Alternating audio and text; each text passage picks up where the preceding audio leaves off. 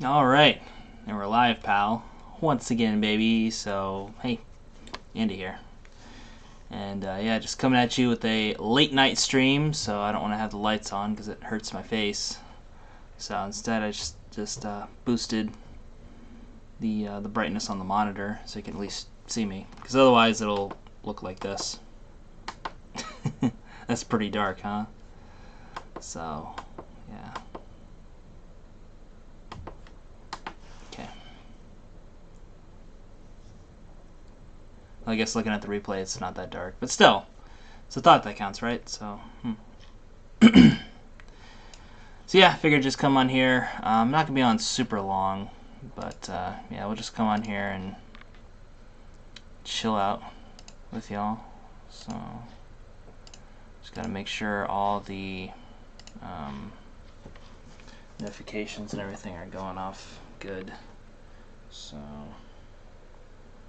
let me check. I don't usually stream during this time. Yeah, I know, right? Well, I guess it would be early you guys' time too, right? What's up? What's up, Siobhan? Ooh. Oh, shit. Oh, shit.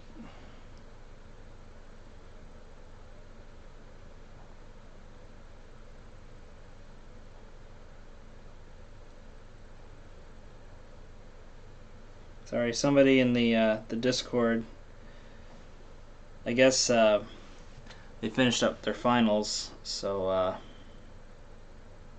they posted their grades, and it's like a straight 4.0, and like that is awesome. So congrats. Anyway, is it up? Why is it not showing up in here? That's weird. So yeah, I'm doing pretty good, man. How about yourself? You have to post a link in the Discord then. I thought it was on there, but I guess not. So let me post that link in the Discord real quick, and then we'll get things going. I thought for sure it was on there. So weird.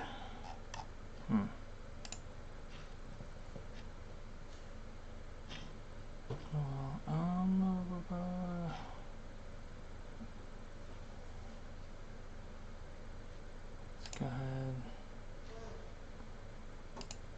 Oh, is it labeled as an upcoming live stream? That's weird. Yeah, it might just be a weird studio thing. Hold on. See if we can investigate this noise, huh? So, no, it's live. It's public. Everything seems to be on the up and up. It's odd. Oh. Sometimes Discord things aren't always that good. But, okay, never mind. Anyway, I think that's the one, right? Let me just check to make sure everything's good as far as that goes. Okay, good. That's the right link. So I just gotta post this to Discord, then we'll get things going here.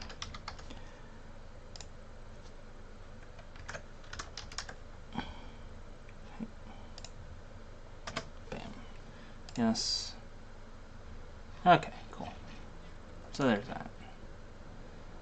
That is so weird. Alright, now it's posted in Discord. We'll bring up good old Zen Buster, and we'll get going. So, oh good, he put up a 10-hour comp. That's nice of him. Hopefully it's not too loud, is it? Oh shit. Oh, never mind, I was looking at the wrong one. Okay, I think it should be fine, I hope.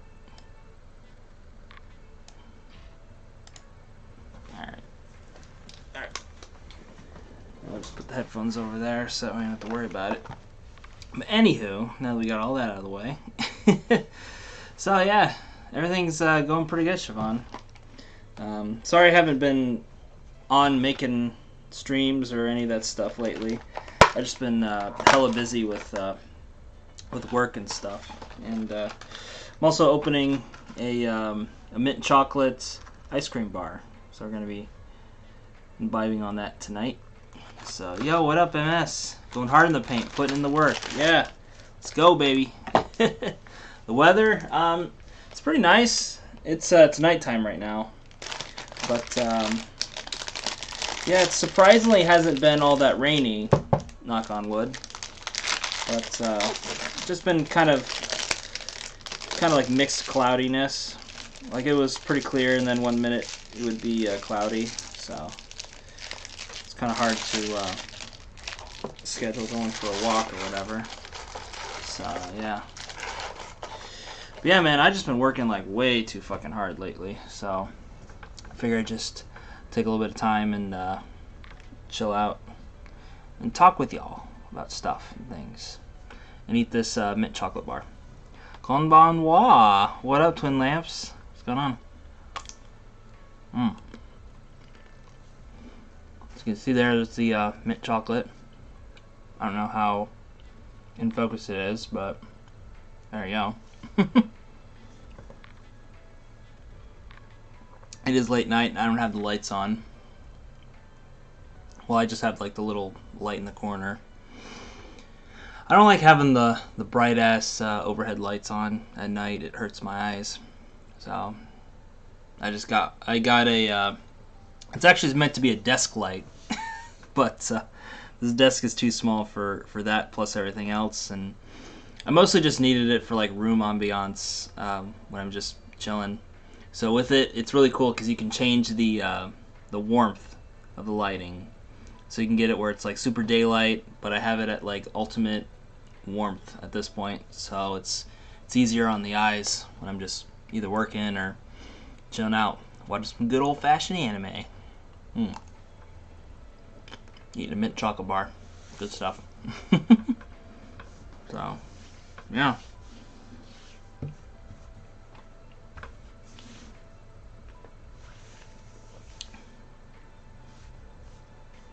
But yeah, guys, as far as the apartment goes, last week I went in and submitted my information so they can send it out to the like the guarantors and I believe the apartment building owner too, but it's mostly guarantors, just to see if they'll take my heathen gaijin ass, basically.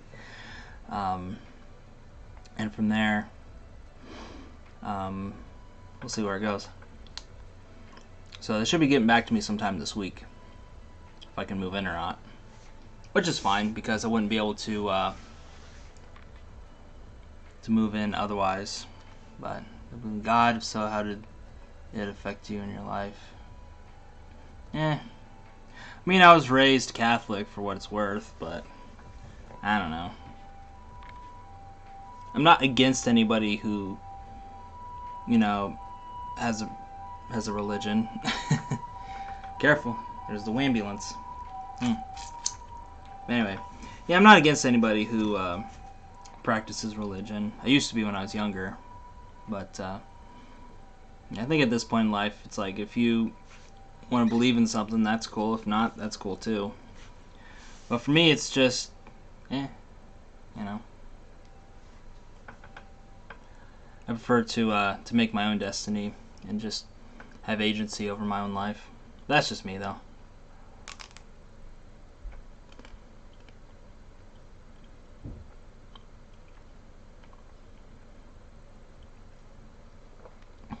And if you take, you know, religious texts as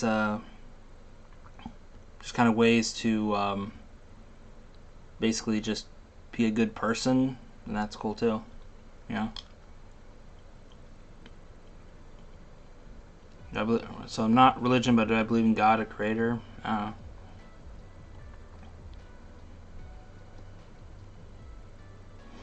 know. It's hard saying.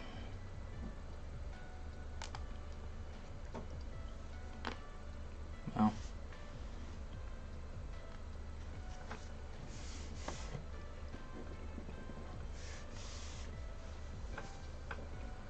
Do I believe, one day, once I'm dead, then I'll move on to the next plane of existence or whatever? It's possible.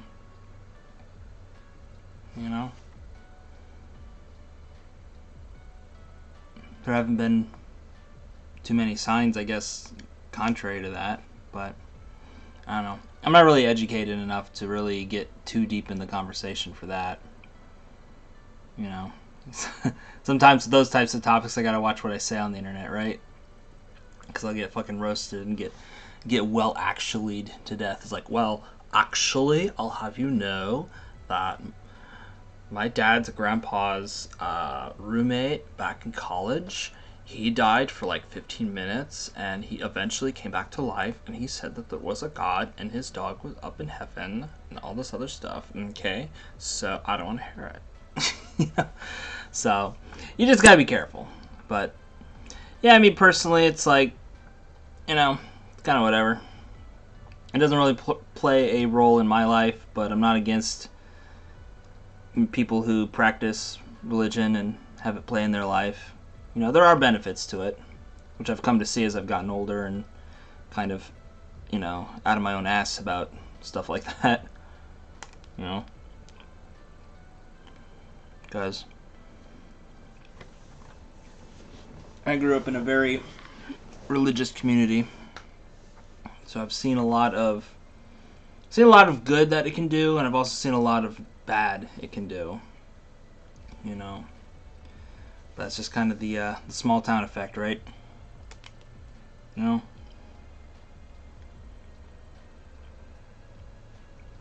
Just how it is.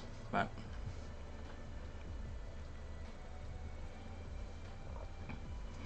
I prefer to just be my own change agent. But yeah. Anyway, trying to get off the subject there. So, do I miss the States? There's some aspects I miss about them, like, just going to certain restaurants and seeing family and friends and stuff like that. I mean, even if I was back in the States, I probably wouldn't be able to do any of those things anyway, right? But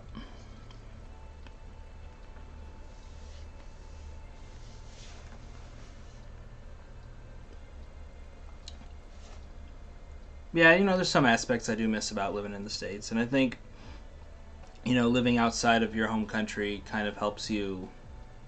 In a lot of ways, it helps me feel more American to be outside of America than when I was in.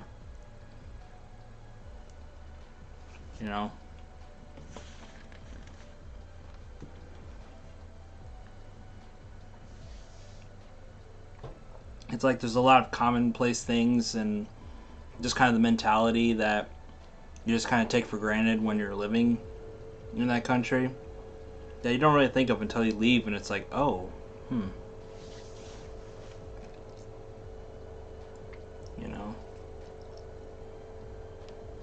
like there's a whole other world outside of America. Man, y'all are coming up with some conspiracy level type shit in the chat today.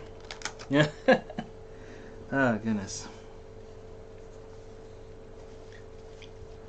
This rate, I'll be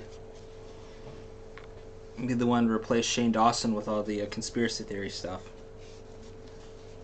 Although, for the record, I've never had sex with my cat because I never had a cat. But that's not true. I did have a cat. Never had sex with her though. So anyway. So just in case them cancel cretins come calling, very alliterative. But yeah, do I believe in aliens? Yes. Yes, I do. And technically, NASA did prove the existence of aliens, if you think about it. And we're not talking about some weird sort of, declassified type documents. I'm talking like they just said it in the news and like nobody really paid attention, They didn't really think about it because it wasn't like a super sexy story or anything, but they did prove the existence of extraterrestrial life in the form of bacteria that exists on Mars. I guess I don't know if it's in the water, if it's in the soil or something like that. So, yeah, not exactly little green Martians, but technically, it's extraterrestrial life. It's technically an alien. So.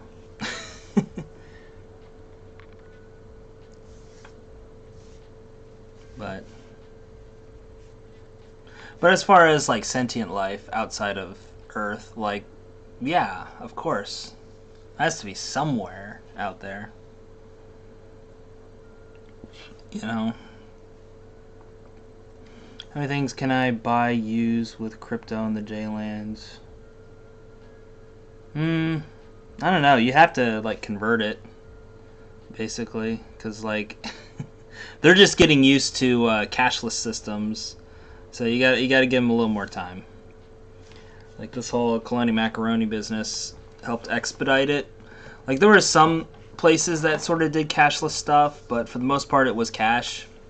And I know in a lot of my Breakfast in Tokyo live streams, everybody was always asking me, Andy, why don't you just use your card? Just use your Passmo card, man. Why you always got to carry cash everywhere? Well, at the time, before, you know, things got exponentially worse with the you-know-what, you know, cash is king. And it still is to an extent, but, you know, there are a lot more cashless options out there. But as far as crypto goes, you'd basically have to convert it into something that's usable. Like, you can't just roll up there and be like, okay, here's a Bitcoin. I'll take my cheeseburger, please. Or a Dogecoin or whatever.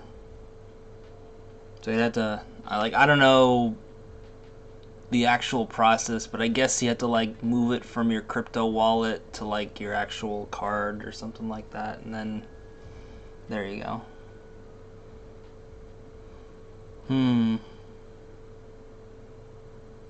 I've never heard of that. Paying parking tickets with Bitcoin.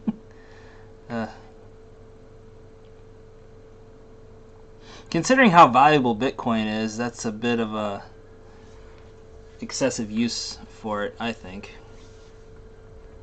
Like, if it were me, and big disclaimer, I'm not a financial advisor, and I don't even play one on the internet, so entertainment purposes only. But if it were me, just use Cash App, they use Bitcoin. Oh, there you go. So yeah, I'm not a crypto guy, so I have no clue. If I was, shit, man, I would be making all kinds of. And this mic is like really peaking hard. Okay. But yeah, if I was a more educated about crypto, then I would definitely like be making buku amount of bucks by posting content of that online, because that's where the main advertising dollars are for YouTube, is through crypto stuff. And you just make like a fuck ton of money just talking about just the basic stuff, really. But I'm not super well versed in it. But anyway, if I did have a bunch of crypto lying around, I'd probably just either save it or use it to invest in other things. You know, so that way I can continue to make money. So that's what I would do with it, rather than just pay parking tickets and buy cheeseburgers. I might do it, like, you know, just to say that I did it, just for the novelty, but I wouldn't do that for like a day-to-day sort of thing. I'm not really sure if crypto is meant to be used in that manner. It's mostly used as like a, you know, the big savings sort of thing, I believe. So if shit hits the fan elsewhere, then you have a currency you can count on, basically. So, but yeah, speaking of easy money, I've just been doing a lot of thinking about tutorials lately. You know, it's just, I've had a weird relationship with tutorials. Anyway, if I was offered a 45K job in the US, would I come back? It would depend on where the 45K job was. Like, if it was in a very expensive city like LA or New York, like no. I'd be barely making it in the ghetto.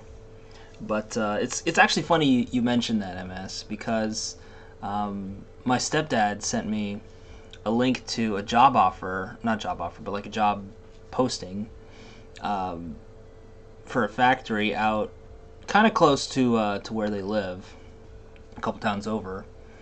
And it's for a media, I think they called it media specialist or like a media marketing specialist, whatever. And you basically just make like video content and marketing stuff for that company. So it's like, what? So you basically be in charge of like their social media presence and making videos for potential clients and stuff like that to show off like new products and all this other stuff. And I'm like, man,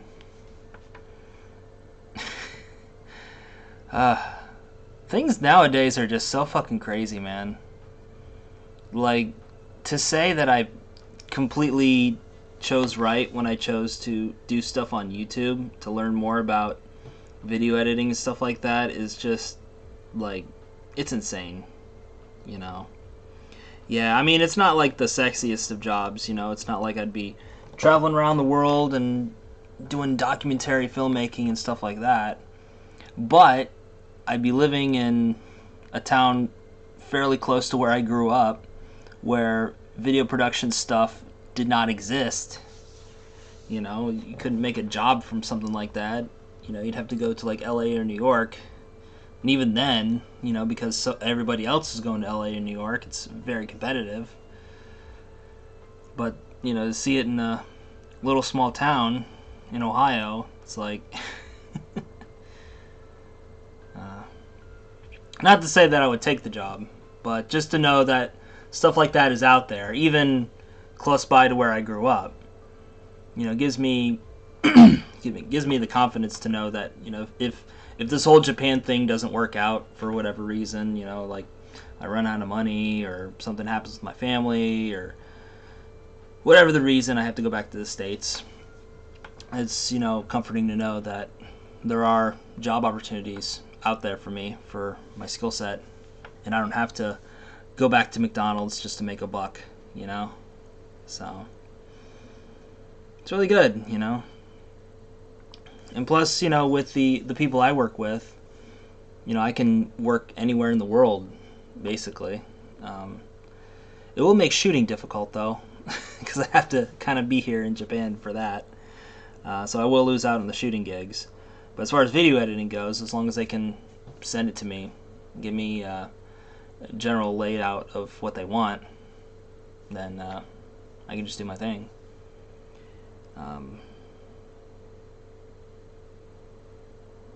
But yeah, that's kind of a little TL. I guess like the TLDR version of your question, MS, is if I was offered a 45K job, depending on where that job was, if it was in a more affordable part of America, I would definitely take it. But it would have to be after,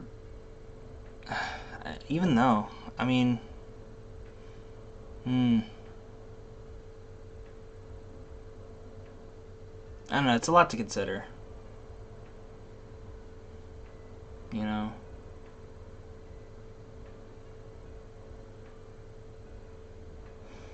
Because like 45K as a single dude, you know, if I was living, you know, say in Ohio, for instance, or, you know, somewhere in the Midwest where it's fairly cheap, and I think the average income for somebody in Ohio is 55,000.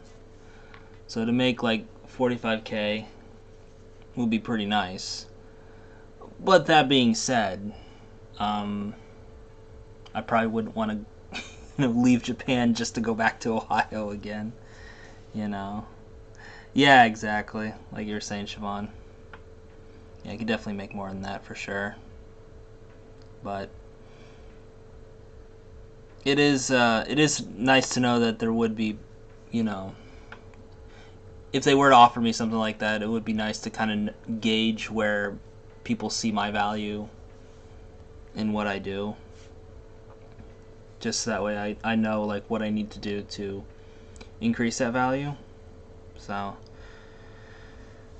yeah, I've just been doing a lot of thinking about that actually. So one of the things I'm going to be working on when I go back to school is I'm not going to be doing as much editing as I am now, because like it's basically the only way I make money, right, is by doing editing and shooting, and also stuff from YouTube, residuals and whatnot. But that's like that's like 100 some bucks every 2 months, so it's not livable just yet. But basically, what I'm trying to say is I'm going to be working on a portfolio website so I can better show people, show prospective clients the type of work that I have done and can do, and hopefully I can use that to find, you know, higher paying clients, so that way I don't have to work quite as hard on doing too much, basically, because that's kind of what I've come across in these past couple of months, is that I'm really just doing way too much, you know. And as much as I love video editing and shooting and all this other stuff, there's a lot of other things I want to do here in Japan. You know, I want to enjoy myself while I'm out here. I mean, I don't want to be a complete bum, but you know, there's a lot of things that I want to do aside from video production, you know? And while it's nice to know that I am in demand for my skills and everything, it's very, very good to know that. There's other things that I want to focus on for the time being. That being Japanese, the big one. Because like everybody's like saying, dude, you gotta practice Japanese, you gotta get good Japanese, otherwise nobody's gonna want to talk to you, and you're not gonna get jobs, and all this and the other. And you know, those are fairly valid reasons, I'd say. I want to explore and take a break. Yeah, exactly. You know, like it's, I don't know. Maybe I'm just really terrible at telling people that. You know, I tried telling one of the people I work with, you know, hey, this isn't gonna work, you know, because like, you know, I've been trying to slow down and you know, start to like wrap up on some gigs. So I already let them know that, you know, once school comes at the end of this month, like I won't be able to work for them anymore. It's just not logistically possible. Not at the rate that they're asking for, in terms of like the rate of work, not like what I get paid. Also what I get paid, but mostly just for the amount of work that they're asking me to do. That plus school, plus my other commitments, plus trying to have some semblance of a life. It's just like, you know, it's too much. It's too much. And yeah, I gotta focus on myself for now. You know.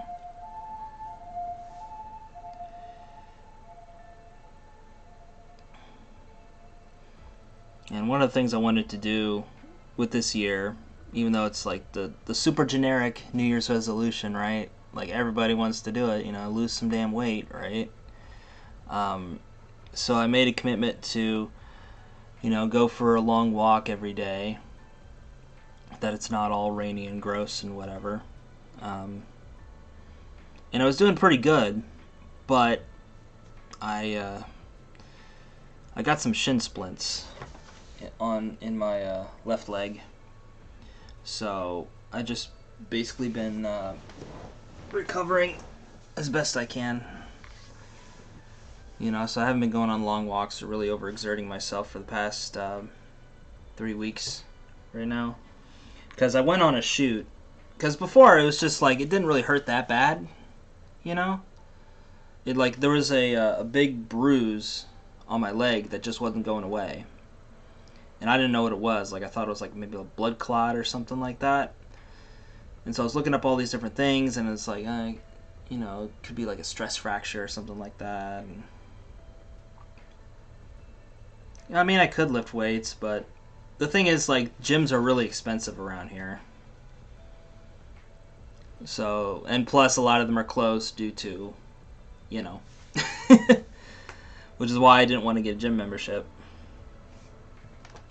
because I'd just be throwing my money away for something I wouldn't be able to use. So I decided to go walking, which was fine, but I developed shin splints. It's not the first time it's happened, actually. I started developing them when I was in the Navy, and they would just kind of go away over time. But yeah, it's just one of those things where, like, it doesn't hurt right now, but I know if I like stress it too much, then it'll start hurting and it'll take forever for the bone to heal. But fun little trick I learned recently was to take more vitamin D supplements, because those help with bone recovery. So that's what I've been doing, and actually it's really helping it. Like before, if I would just like take a rest, you know, it would kind of slowly go away, but it wouldn't really completely go away. But with the vitamin D supplements, and I had to get like the extra strength ones. Y'all need some milk. Yeah. Well, I mean, that's one of the reasons I got the ice cream thing, right? It's got calcium in here, I think. Pretty sure.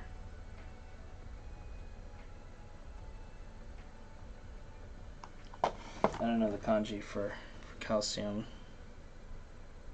Gomenasari.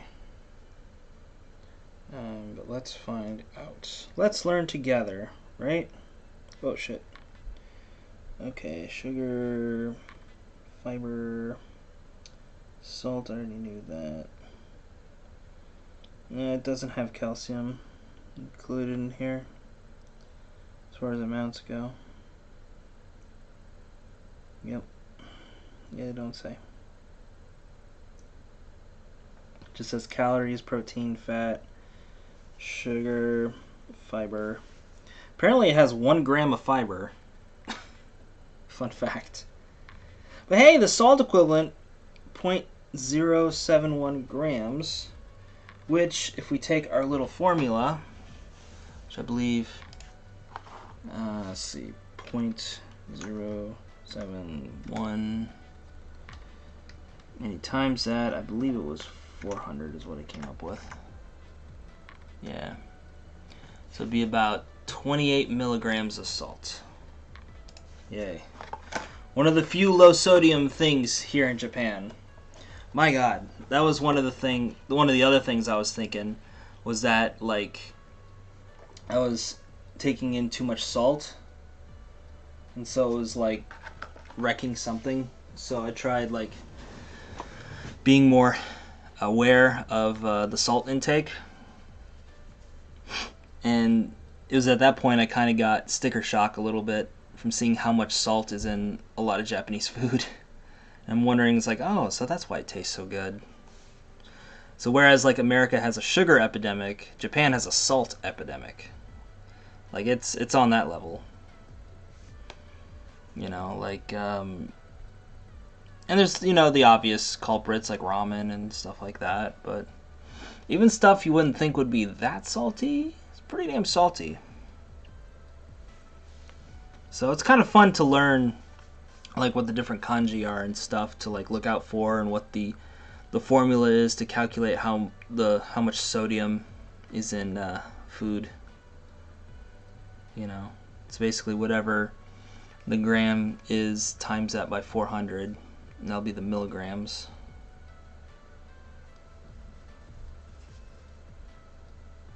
So,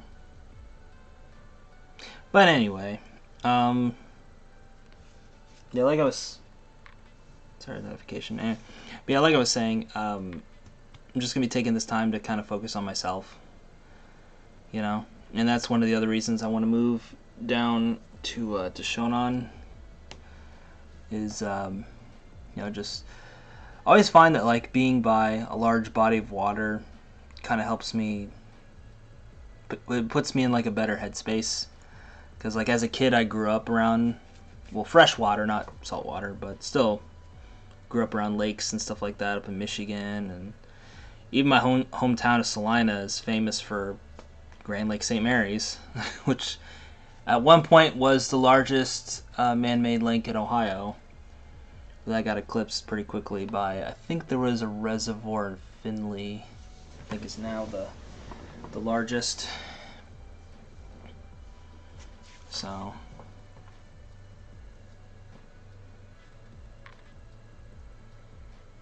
yeah.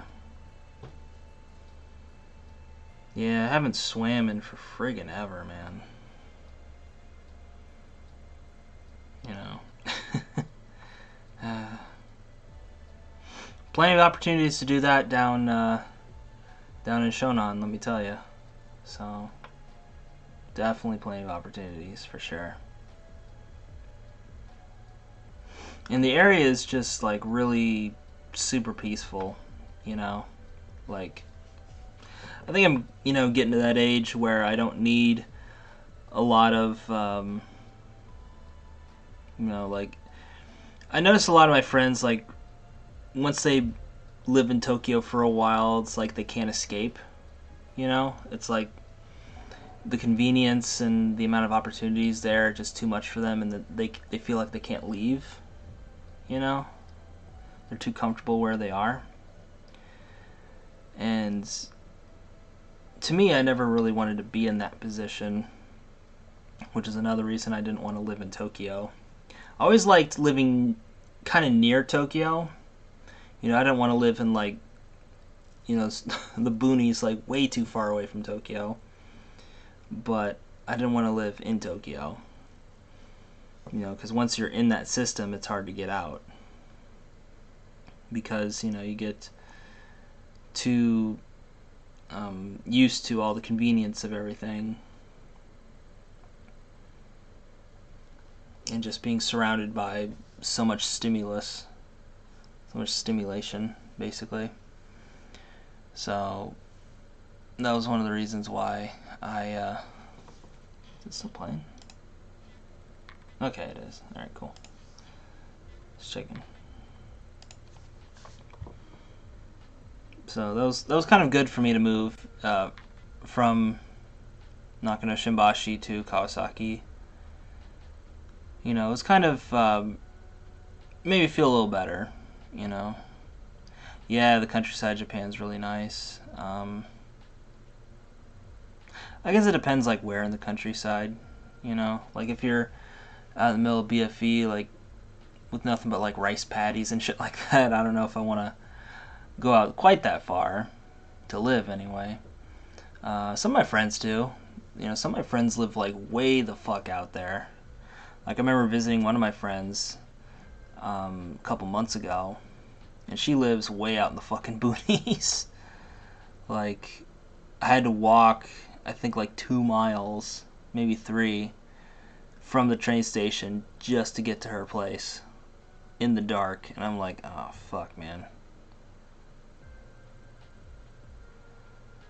And, I don't know, I just... I don't know if I could live quite that far away. Although her place is, like, really fucking nice, though. Like, it's fucking set, But, yeah, it's a bit far away from me, But I always like living by the water. It helps clear my brain. Even if I'm not, like, in it swimming around or surfing or whatever. Which is another cool thing, because, like, the place I'm looking at is known for surfing. The whole Shonan area is. It's a well-known surfing destination for a lot of Tokyo people. A lot of them like to go on little day trips down there. Stuff like that. It's also known for a lot of, like, retirees as well. They retire to that area, like around, like, Chigasaki, Fujisawa, Hiratsuka, stuff like that.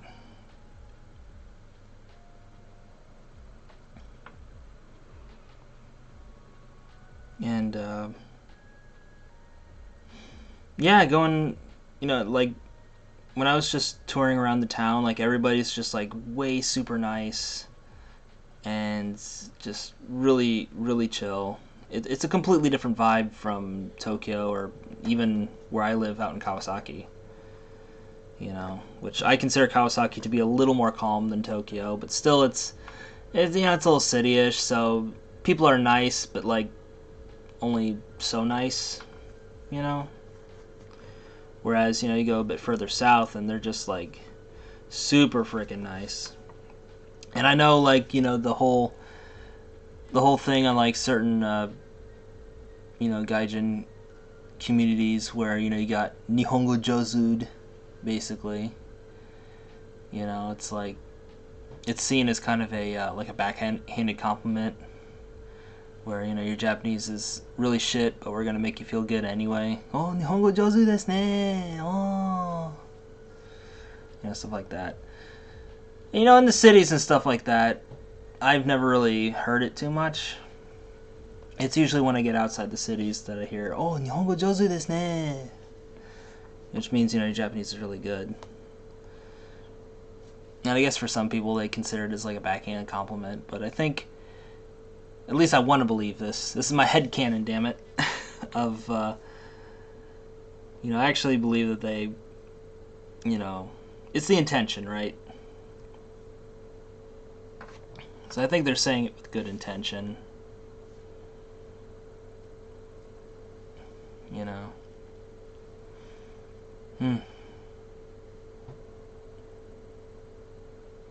That's what I'm like trying to teach myself, is to kind of like unlearn all of the bad toxic shit that you see on like Reddit and stuff like that about Japan and whatnot. It's just it used to be a good community. There used to be like a lot of good communities about Japan stuff, you know, out there, but then inevitably you get a bunch of chuckleheads coming in there, ruin it for everybody. And you get a bunch of cultural experts and all this other stuff trying to tell it like it is, but they just come off as too douchey, and it's just like, man. And even stuff that's, you know, not talking about life in Japan, just, you know, like some of the Japanese picture subreddits, you know, it's always like the same shit though. Like with that stuff, it's always like the same fucking yokochos and neighborhoods in Tokyo, and it's just like, that's cool and all, but like, can I see something else? Like, I never see anything. It's very rare that I see anything outside of Tokyo, unless it's like Yokohama or something like that, or Osaka or Kyoto. Those are like the big ones. Like, that's it. You know, maybe Hokkaido, like Sapporo, probably closer to like the winter time. You know, we can get to like the ice festival and snap pictures of all the sculptures and stuff. But yeah, even those subreddits, man, it's just like, you're just showing the same shit, you know. And it's kind of how I feel about the J-Vlog community, or what's left of it, anyway. You know, even though I play a very small part in it. It's just, it used to be just a bunch of foreigners getting together, showing people what Japan was like from their point of view. Most of them happened to be in Tokyo, but once it caught on in Tokyo, then it spread to other parts of Japan. You know, you got your contingent in Osaka and Kobe and Fukuoka, and then, you know, obviously later on you got people up in Sendai, you know.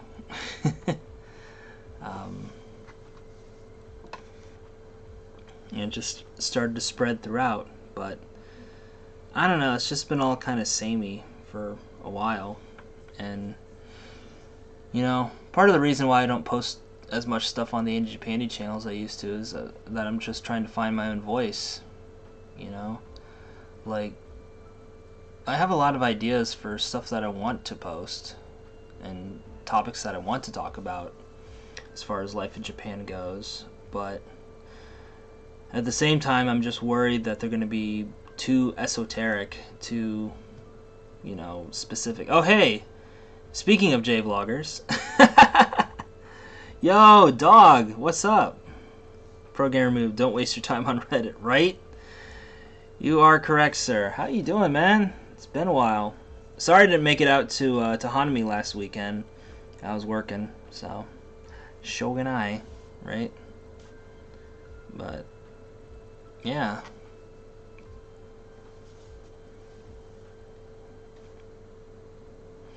Yeah, like I was saying, with the whole like trying to find my voice on as far as where I fit in within the J-Vlog Japan content creator sphere, whatever. It's hard saying, man, because like there's a lot of stuff I want to talk about, you know, and there's a lot of things that I can talk about. On sweet, this late, damn, fucking hardest working man in showbiz right here. Fuck's sakes. Goodness.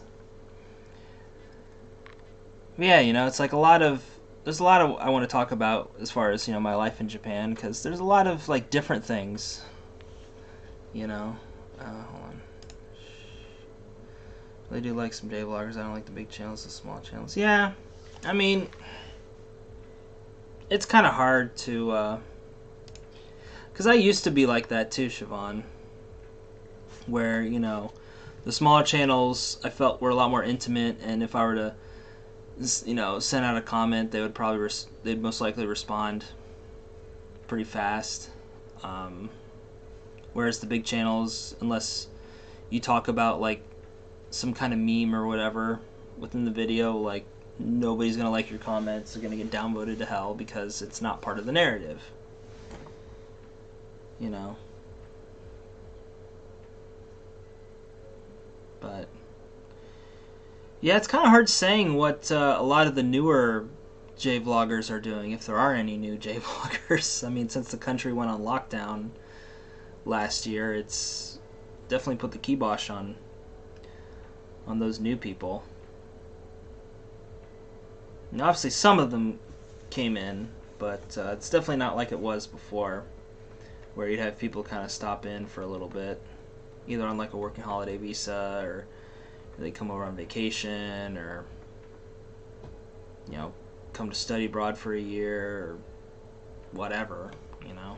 There's always, that's kind of one of the cool things about the whole community, is that there's people that kind of come and go, you know, so you get their perspective on things. And it sucks when they leave, because like you invested so much time into their channel, and like you love watching their stuff, and then they just like up and leave, right? That part sucks. But to see their journey is really nice. And oh man, so last night I kind of got a little bit in my feels. I was looking through my emails from like way back in the day, like 10, 12, 13 some years ago, back when Roger Swan was alive.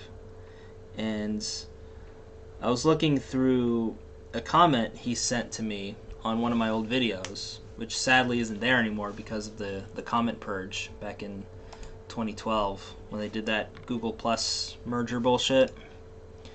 Hold on, let me see if I can find it. But it hit me so fucking hard. Like, you guys have no idea.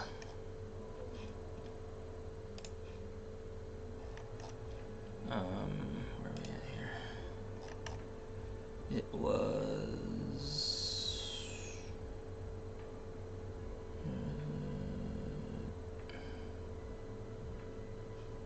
okay.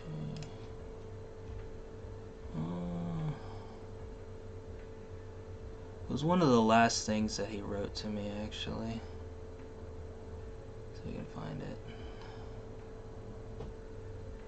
Got a lot of old ass. Facebook used to send you emails whenever somebody would like comment on your status or whatever. So I have a lot of old like Roger Swan comment on your status comments. What the fuck? Yeah, maybe it's one word. Hold on, I gotta find this comment. I'm sorry. It's very important to me. So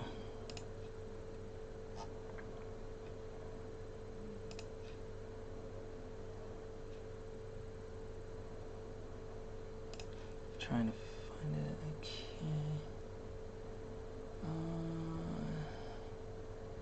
It was on. Okay, it's coming up. Yeah, there it is. Okay, I see it. So it's not up on the channel anymore because his comments got. Yeah. Okay. So I made a video saying it was like in need of suggestions for future videos. Like, hey, I ran out of ideas. Tosca, help, basically. And Roger wrote, I think I enjoy your personal blogs the best. Vlogs. Though sadly you've gone through some crappy times lately with the whole moving back and apartment thing. So just a little bit of context. Well, I'll establish context later. I just want to get through the comment. Though sadly you've gone through some crappy times lately with the whole moving back and apartment thing. But those are the most interesting for me, to see what your goals are and how you're working towards them. In a way, I think keeping up with these kinds of vlogs, might inspire you to always keep working towards your goals. So keep up the good work. Man, when I saw that, it was like, my God. That shit hit so fucking hard. Yeah. You know. Because that was posted back in October 3rd, 2009. So, like, 12 years ago at this point. Hashtag fuck I'm old.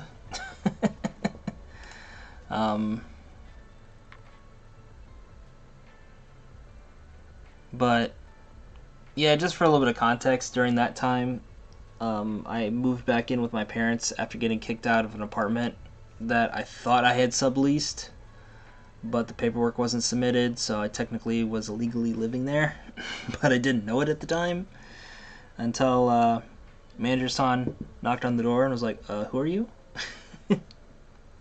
So, yeah, fun times in the springtime of my youth, but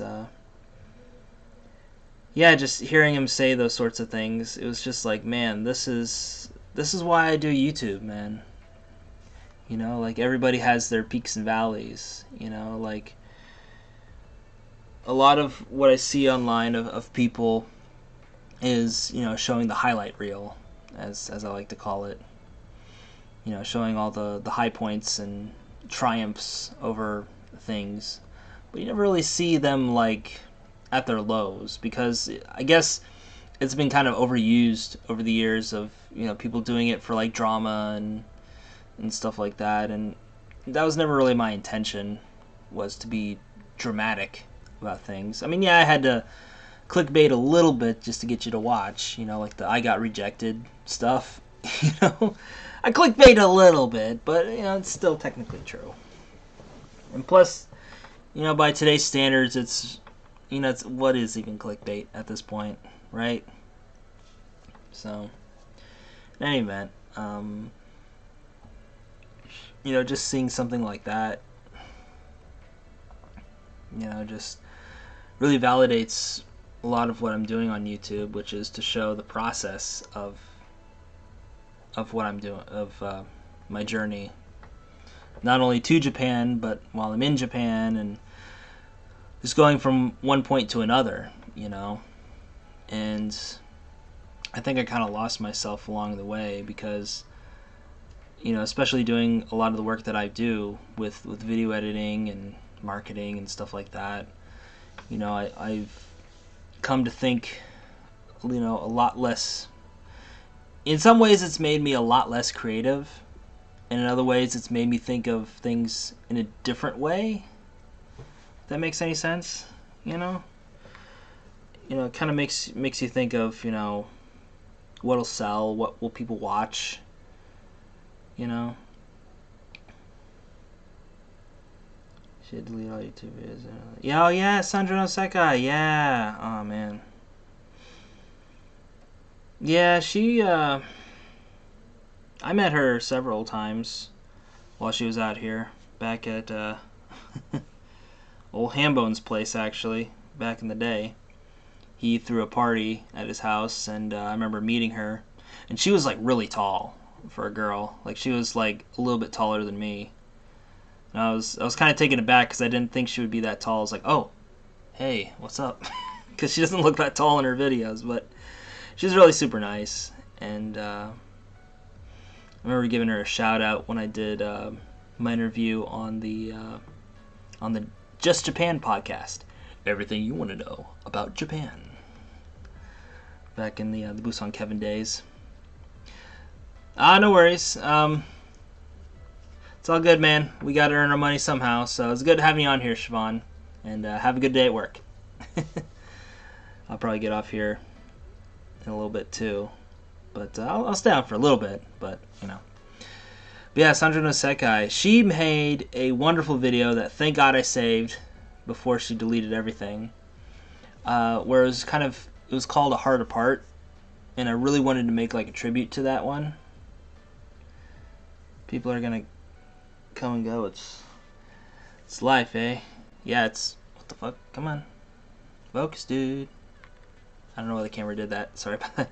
Anyway, but yeah, that is just life, man. Like, people come and people go. And it's just crazy to see the changes and all that, you know? Like, I was looking at Zach's video for the Hanami for this year, and I'm like, fuck, man, I don't know anybody. Except for you and Zach, and I think that's it, actually. Oh, Ronan Dave. I saw him. He was in the video for a little bit. Like, those are the only 3 people I knew. Everybody else, like, I don't know who the fuck any of these other people are. They might be, like, Zach's work friends. I don't freaking know. But, yeah, it's just like, man, it just shows how freaking disconnected I am from the community, I guess. You know, I remember back in the day, I used to follow friggin' everybody and just be in the comments and just, you know, talking to people and be like, yo, that's a cool place. Oh, man, I remember when I went to that place, and just, you know, be a real community go-getter. But, you know, you start working and, you know, you don't really have time to be leaving as many comments on people's videos, and, you know, they end up kind of talking about the same stuff all the time. It's just like, yeah, you know, vending machines, it's like they have a vending machine downstairs, you know, it's just, you know. So then I go back and look at some of my old videos from the original Andy Japandi season series, whatever, and it's just like, man, things were a lot different back then. Like, there's a lot of shit that I didn't like at the time, obviously, but you weren't the only one, bro. There's only about 5 to 6 people I knew, and you named 3. Oh damn. Well, there might have been more, but as far as, like, from what I've seen in the video, I only recognize those 3. That's it. So it's pretty bad. But obviously, with what's going around in the air, I'm sure of the people who are still in Japan probably aren't going to be going out to public gatherings with a lot of people filming, and, you know, they don't want to get caught on blast like, oh, I thought you were against public gatherings and social distancing. Meanwhile, you're maskless, you know, doing all this other crazy shit with a bunch of crazy gaijin. So, they're unclean hands, right? But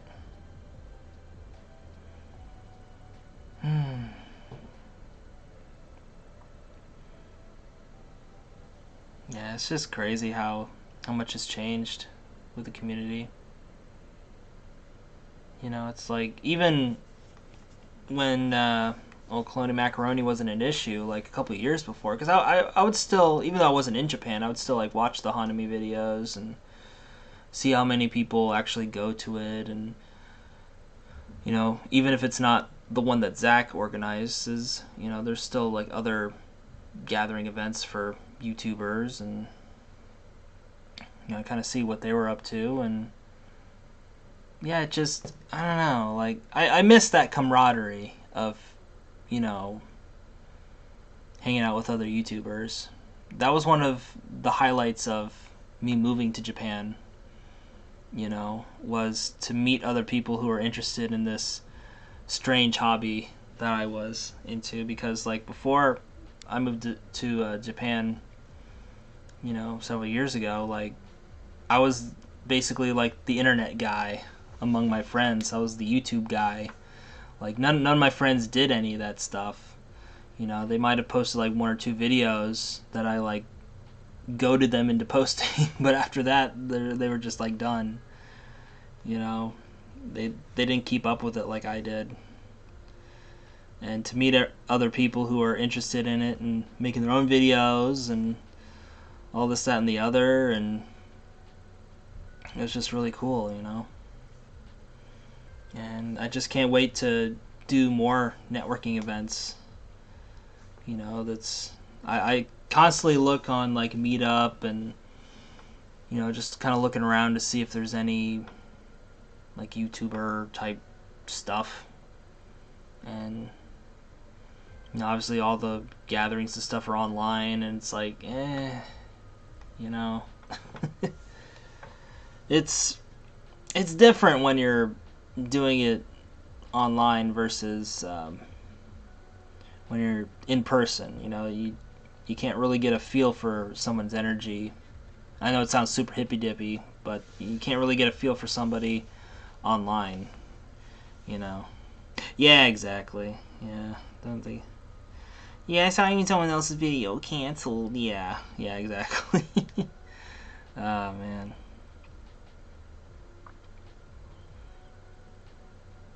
Yeah, that's just the world we live in right now, to be honest. So I understand, you know, people want to, you know, not, you know, get canceled for stuff like that, or, you know, have their family or, you know, potentially their boss, depending on how far it goes, see the video and, you know, they're not practicing safe precautions and stuff like that and whatever. And that's why I try to keep my videos, back when I was in the Navy anyway, try to keep my videos as like PG and clean as I could. You know, they got a little bit, you know, I became a little more lenient near the end once I knew I was getting out, but it wasn't like too crazy. You know, just a little bit of drinking, but nothing too out of the ordinary.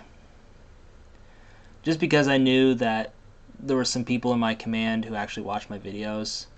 It was it's kind of a crazy thing, right? Because when I was doing YouTube, this is like, and I hate to sound super hipster, but I did YouTube before it was cool, okay? But yeah, when I went to my first ship back in 2012, like, that was before YouTube, well, that was when YouTube was starting to hit the mainstream, but it hadn't quite hit just yet, you know. Like, people knew of YouTube, but they didn't really know anybody who actually made YouTube videos. You know, they were considered like weirdos and shit like that. And like, you know, before I even went to my ship, like, there was this this guy, he basically like showed everybody my videos, so like everybody knew who I was before I arrived, and I was just like, ah, shit, you know. And like I was like hella embarrassed about it, but it kind of was what it was. And I knew that like people in my command would watch my videos. And then once I got to my second ship, you know, they were kind of indifferent to it, because I think, you know, YouTube had become a little more mainstream in that time frame.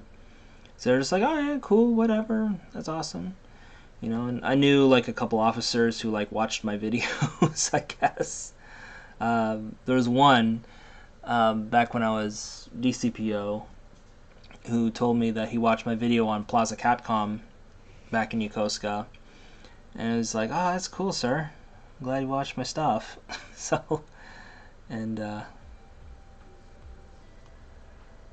you know, it just kind of makes me wonder, like, what if the captain watches my stuff? Maybe not everything, but, you know, it's one of those things where it's like, you never know who's watching, right? Like, right now in this, even in this live stream, like, I see 7 people are watching right now. I don't know who's all watching, so that's something, you know, a lot of upcoming YouTubers got to think about, you know, because they worry too much about the numbers, right?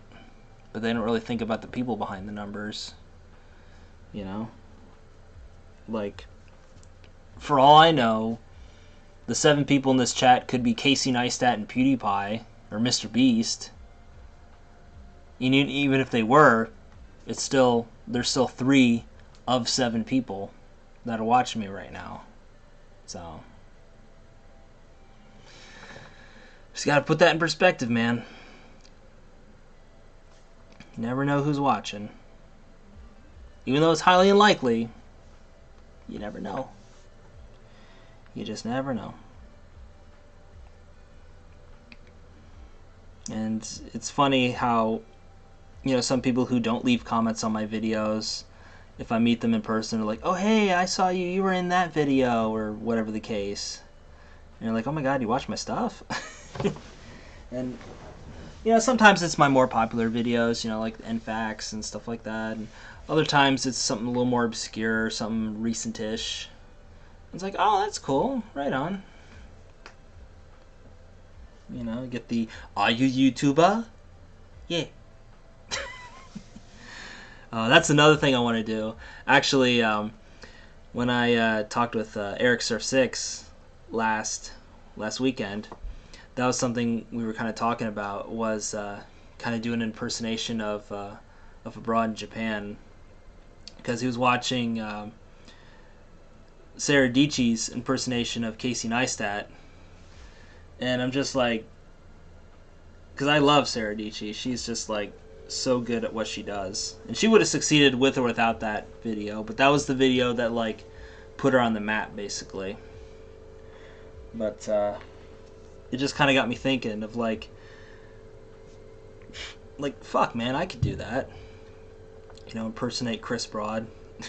And, I've actually made a couple like TikTok videos doing the Chris Broad voice, but I have to be like very careful about how I do it, because I have to like it's kind of hard for me to maintain the accent, so you know, I just have to like constantly be in like Chris Broad mode, I guess.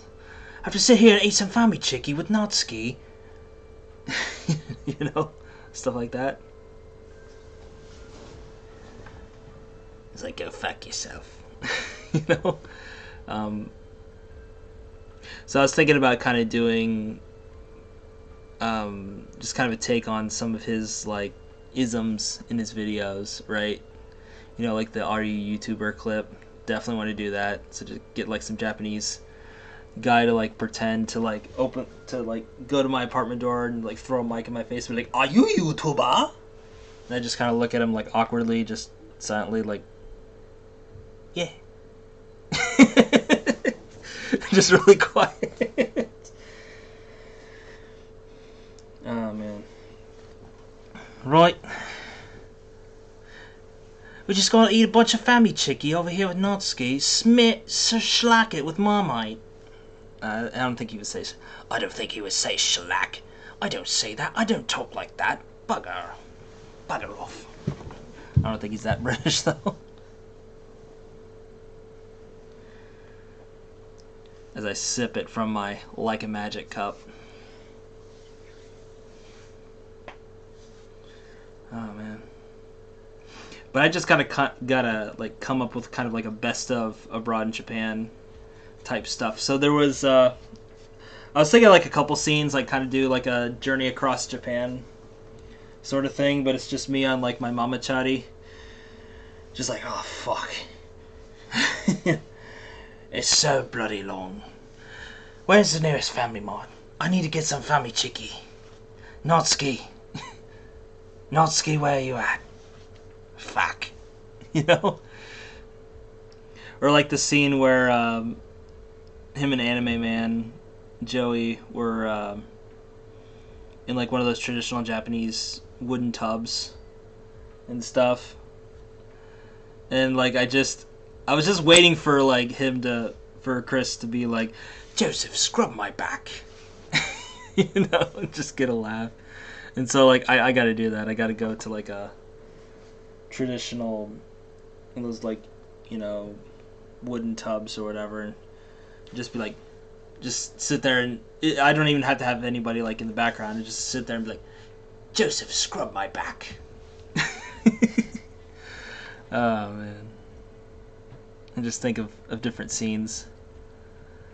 You know, like kind of like the common ones is one of the things I noticed about how he shoots things is that, especially if he's doing stuff in his house, he likes to sit his camera like catty corner to whatever he's doing. So he always likes to have like the corner be either the center or in like one of the thirds of the frame. So that way it comes to like a point, basically. It's really interesting. You know, like if he's doing kind of the sit-down type stuff. And he's kind of fancified it a bit over the years, too. Where, you know, he's got a bunch of knickknacks and tchotchkes and shit like that in the background as well. You know.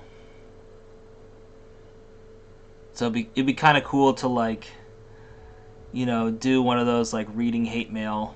Because I basically just, the whole idea for the video is just to do a big impersonation of Chris Broad, but just kind of like cut up little topics of videos that he's done, you know, like the Are You YouTuber clip, the Scrub My Back Joseph, which he didn't do, but I just figured like it's such a Chris Broad thing for him to do. I'm surprised he didn't do it, or maybe it got cut. Do the journey across Japan, just like spray myself with a bunch of water so I'd be like all sweaty and gross, or just wait for summer and just do it for real. You know, it's like, oh fuck, where am I? It's so far. Meanwhile, it's like, how far have I gone? It's like 0.5 kilometers. And then be like the Journey Across Japan music would play, and you'd have the graphic, and I would just be dying on a beach somewhere.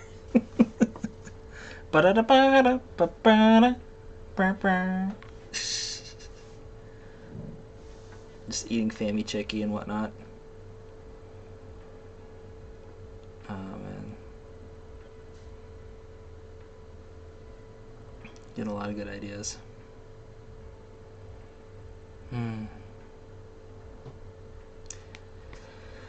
Yeah, guys, I think that's gonna do it. I gotta get ready for bed here shortly. Gotta get all cleaned up and get all tucked in, because old man Andy Sands got to get his sleep in. So I just want to thank you guys for joining me on this this late night stream. Well, for me anyway. It's probably early morning for you guys. It's 9 in the morning Eastern time, 6 in the morning Pacific. So yeah, pretty early. So for those just tuning in, I don't normally stream during this time. I just decided to do it just for the hell of it. So thank you guys for tuning in, and with all that said, guys, this is the Andy Sound. Signing for now. And as always, forever, we'll see you next time. Catch you later, guys. Bye. Later, man. Bye.